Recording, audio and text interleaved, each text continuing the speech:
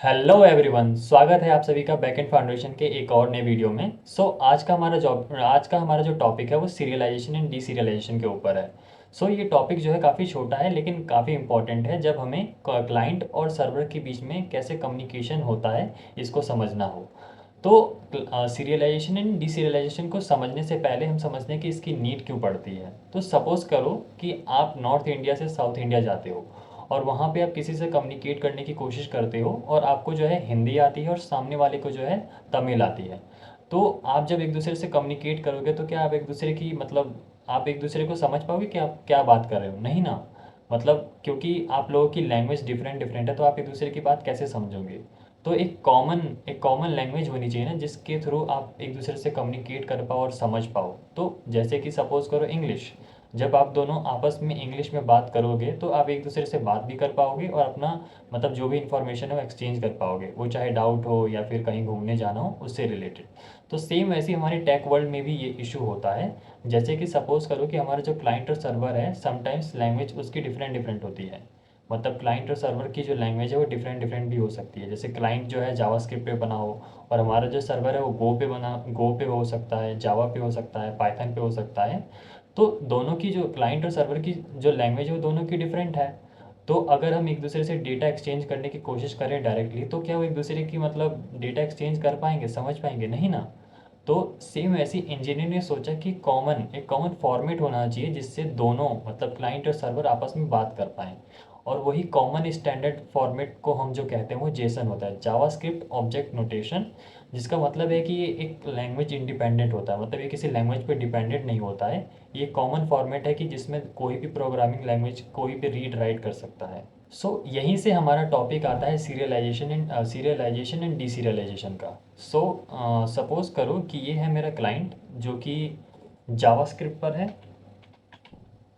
और ये है मेरा सर्वर जो कि मेरा गो पर बना हुआ है। गो लैंग।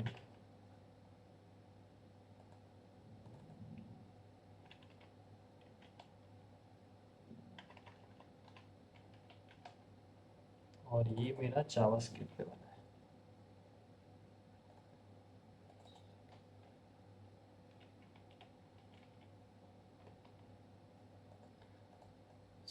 सपोज़ करो कि मैं जावास्क्रिप्ट में एक ऑब्जेक्ट बनाता हूँ यूज़र का। Const user.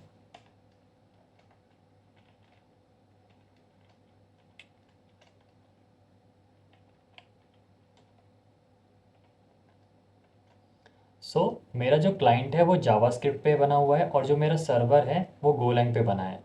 तो सीरियलाइजेशन के पहले क्या होगा कि अगर मैं अपना जो मेरा फॉर्मेट है मतलब जावास्क्रिप्ट में हम जैसे ऑब्जेक्ट बनाते हैं और इसको मैं नेटवर्क पर सेंड करता हूँ और मैं ये सर्वर के पास पहुँचता है।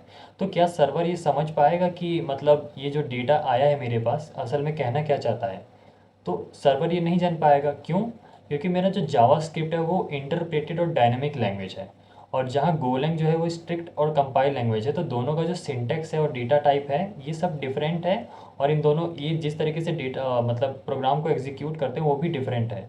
तो एक दूसरे को नहीं समझ सकते कि मतलब इनका डेटा एक्सचेंज क्या मतलब डेटा जब एक्सचेंज करेंगे तो एक दूसरे का जो है डेटा समझ नहीं पाएंगे। तो इसीलिए क्या होता है जब भी क्लाइंट कोई भी डेटा नेटवर्क के ऊपर सेंड करता है उससे पहले क्या करता है इस डेटा को एक कॉमन फॉर्मेट में कन्वर्ट करता है जिसको हम जेसन कहते हैं, जावास्क्रिप्ट ऑब्जेक्ट नोटेशन। ये क्या होता है? ये टेक्स्ट रीड रीडेबल फॉर्मेट होता है जो कि मतलब हर प्रोग्रामिंग लैंग्वेज इसे आसानी से समझ सकता है। इसीलिए कोई भी डेटा मतलब क्लाइंट से सर्वर के साइड सेंड करने से पहले हम उसको कन्वर्ट करते हैं जेसन में ताकि इजीली आपस में डेटा एक्सचेंज कर पाएँ। तो इसकी इस कन्वर्जन को जो कि जेस मतलब जावास्क्रिप्ट ऑब्जेक्ट को हमने जो जेसन में कन्वर्ट करा उसको जो हम कहते हैं सीरियलाइजेशन कहते हैं। तो अब सपोज़ करो कि मैं यहाँ पे एक एग्जांपल लेता हूँ, कॉन्स्ट यूज़र, और यहाँ पे मैं एक नेम देता हूँ ABC और एज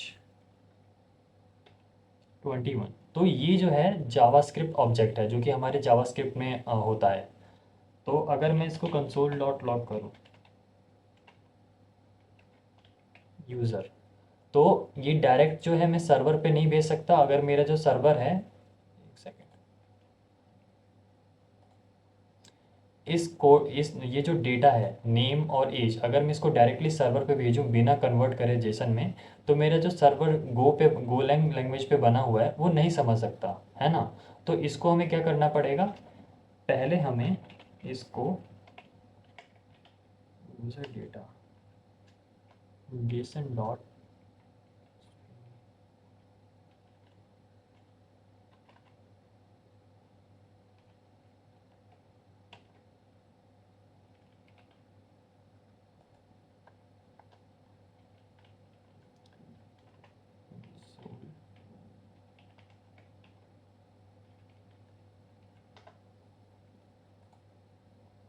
इसको सबसे पहले हमने क्या किया यहाँ पे, पहले जेसन में, मतलब जो हमारा डेटा, मतलब जो जावास्क्रिप्ट ऑब्जेक्ट था उसको पहले मैंने जेसन में कन्वर्ट करा, देन जो है मैं उसको सर्वर पे भेजूंगा।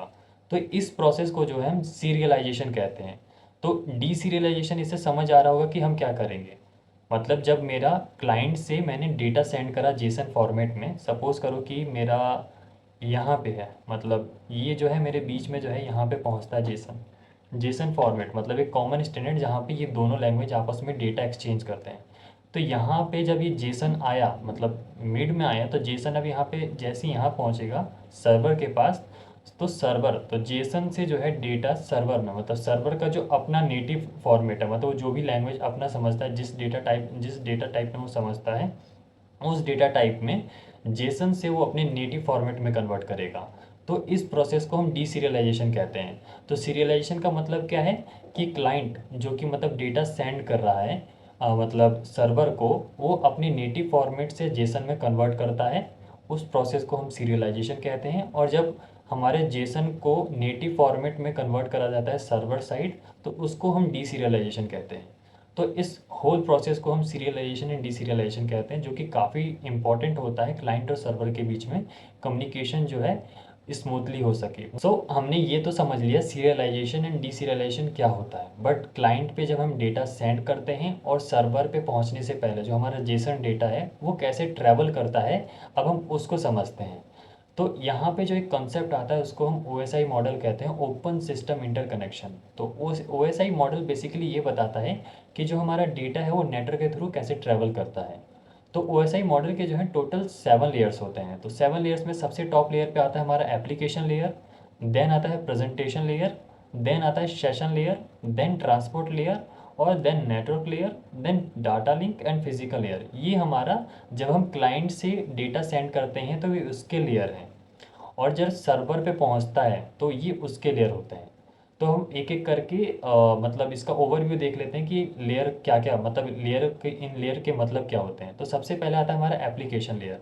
तो एप्लीकेशन लेयर में क्या होता है कि यहाँ पे जो है हम, जैसे कि यहाँ पे हमारा इंटरेक्शन होता है, जैसे कि यहीं पे हम एपीआई कॉल करते हैं, और यहीं पे फ्रंट एंड पोस्टमैन यहाँ पे हो गया, तो यहाँ पे मतलब एज हम डेवलपर, बैक एंड डेवलपर और फ्रंट एंड डेवलपर, ये इस लेयर पे ही डील करते हैं कि हमें कोई एपीआई कॉल करना हो, कोई डेटा सेंड करना हो, तो वो एप्लीकेशन लेयर पे होता है।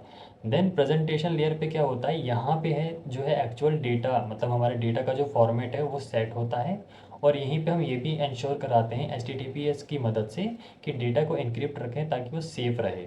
देन आता है हमारा सेशन लेयर। सेशन लेयर में क्या होता है, यहाँ पे जो है हम क्लाइंट और सर्वर के बीच में कनेक्शन इस्टेब्लिश करते हैं और मेंटेन करके रखते हैं, तब जब तक हमारी ज़रूरत हो क्लाइंट और सर्वर के बीच में कनेक्शन की, कि जब तक डेटा सेंड और रिसीव हो रहा है तब तक मैं यहाँ पे मेंटेन करके रखूँगा।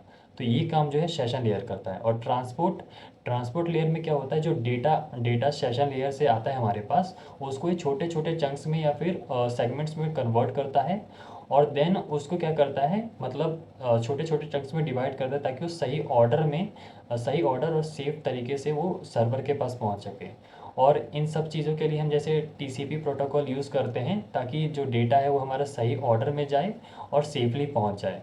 देन हमारा आता है नेटवर्क लेयर। नेटवर्क लेयर में क्या होता है, यहाँ पे जो है राउट की हेल्प लेके, मतलब राउट की हेल्प लेके हमें कौन से सोर्स से कौन से डेस्टिनेशन पे जाना है, आईपी एड्रेस की हेल्प से, ये काम यहाँ नेटवर्क लेयर पे होता है। जस्ट लाइक जैसे कि हमारा ज़ोमैटो, उबर, ओला, जैसे हाँ, उनको पता होता है कि उनको जो पार्सल है वो कहाँ पे डिलीवर करना है, कौन से सोर्स से कौन से डेस्टिनेशन पे। तो सेम वैसे ही नेटवर्क लेयर पे होता है। यहाँ डेटा लिंक लेयर, यहाँ पे डेटा लिंक लेयर में क्या होता है कि जो नेटवर्क लेयर से हमारे पास डेटा आता है, तो ये यहाँ पे लोकल एरिया नेटवर्क में जिनका नेटवर्क सेम होता है उन डिवाइसेस के बीच में जो डेटा सेंड करना होता है वो काम करता है हमारा डेटा लिंक लेयर। और लास्ट में आता है हमारा फिजिकल, यहीं पे आके जो हमारा डेटा है वो 0 और 1 के बीट फॉर्म में कन्वर्ट होता है और वायर फाइबर ऑप्टिक्स या फिर सिग्नल्स के थ्रू डेटा ट्रैवल करता है। तो ये ओवरऑल था हमारा क्या कहते हैं ओएसआई मॉडल के बारे में। बट हमें इसके बारे में इतना जानना इंपॉर्टेंट नहीं होता है कि मतलब ओवरव्यू पता होना चाहिए, क्योंकि एज अ बैकएंड डेवलपर या फिर फ्रंट एंड डेवलपर हम एप्लीकेशन लेयर पे काम करते हैं और हमारा काम होता है कि जब हमारा जावास्क्रिप्ट ऑब्जेक्ट है जेसन में कन्वर्ट हुआ और सर्वर पे जाके वो जेसन फॉर्म में रिसीव हुआ और उसने अपने नेटिव फॉर्मेट में कन्वर्ट करा।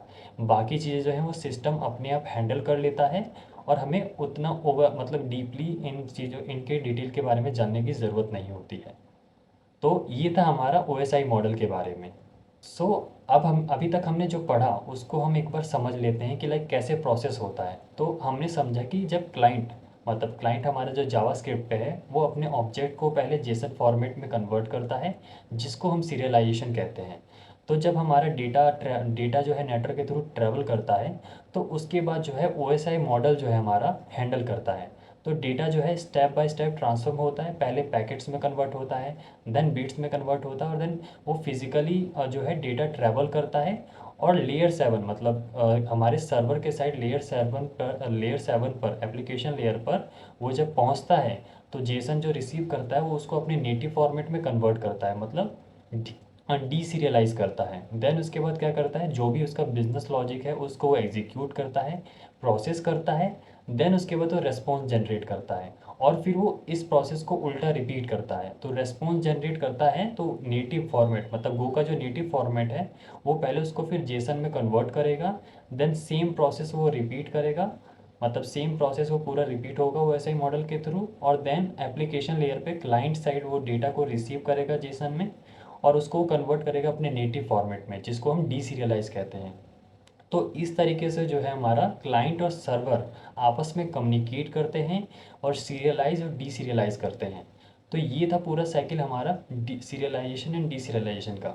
तो आज हमने 3 इंपॉर्टेंट चीज़ पढ़ी। पहला कि प्रोग्रामिंग लैंग्वेज जो है आपस में डायरेक्टली कम्युनिकेट नहीं कर सकते, एक कॉमन स्टैंडर्ड चाहिए उनके बीच में उनको एक दूसरे से बात करने का। दूसरा सीरियलाइजेशन के बारे में पढ़ा कि सीरियलाइजेशन क्या होता है, ओएसआई मॉडल के थ्रू कैसे काम करता है, हमारा कैसे डेटा ट्रैवल करता है। देन जब सर्वर के साइड रिसीव हो जाता है तो वो डीसीरियलाइज करा जाता है और सेम प्रोसेस वो सर्वर से क्लाइंट के साइड भी होता है। तो ये था हमारा ओवरऑल सीरियलाइजेशन एंड डीसीरियलाइजेशन के बारे में। होप आपको वीडियो पसंद आई हो और मैंने जिस तरीके से समझाने की कोशिश करी वो भी आपको समझ आया हो।